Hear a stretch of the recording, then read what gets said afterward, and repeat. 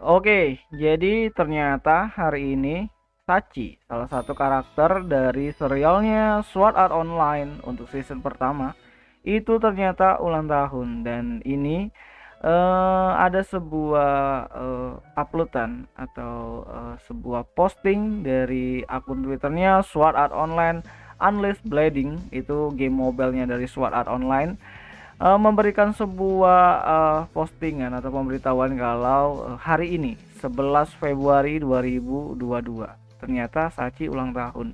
Dan nggak ngerti lagi, harusnya si Sachi ini kan udah mati gitu kan.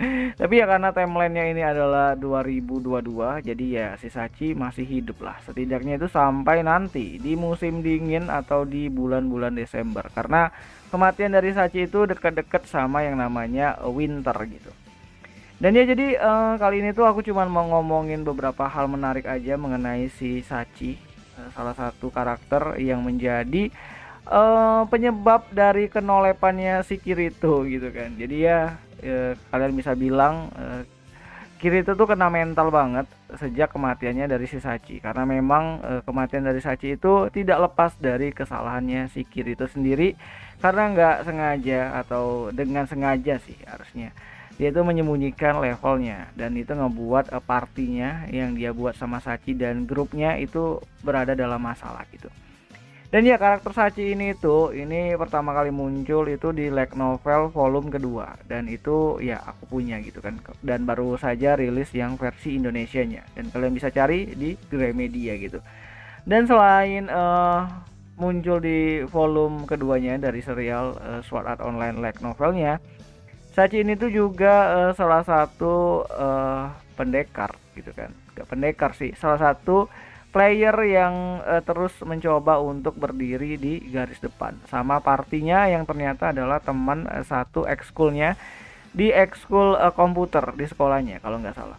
Dan ya Sachi ini bertemu dengan Kirito dan menganggap Kirito itu adalah orang yang bisa ngelindungin dia, dan sebenarnya Sachi ini tuh juga tahu sebenarnya level Kirito itu berada jauh di atasnya, tapi dia itu sembunyi, diam, nggak mau ngomong gitu kan, karena dia pikir ya dengan status Kirito atau avatarnya Kirito yang tinggi banget gitu kan, itu bisa ngelindungi dia.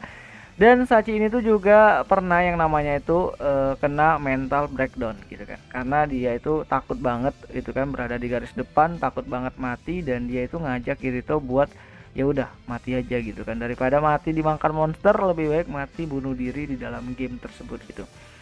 Dan ya ketakutan Sachi itu ternyata menjadi kenyataan saat si Kirito dan si Sachi ini tuh pergi ke labirin, di mana di labirin tersebut itu akhirnya Sachi kehilangan nyawanya atau health pointnya itu menjadi nol. Dan ya kalau di Sword Art Online health pointmu menjadi nol, maka ya dirimu mati di dunia game tersebut dan juga mati di dunia nyata gitu. Dan ya Sachi juga terakhir kali diperlihatkan itu di season ketiganya untuk core keempatnya, yaitu saat si Kirito ini tuh mengalami yang namanya koma, dan di sana dia bermimpi mengenai Sachi dan para teman-temannya yang ada di party atau guild dari kucing malam kalau nggak salah. Iya nggak, kucing malam atau kucing sinar bulan gitu. Aku lupa nama partinya. Dan ya jadi itulah cerita singkat dari si Sachi yang ternyata memiliki peran penting di dalam kehidupannya Kirito.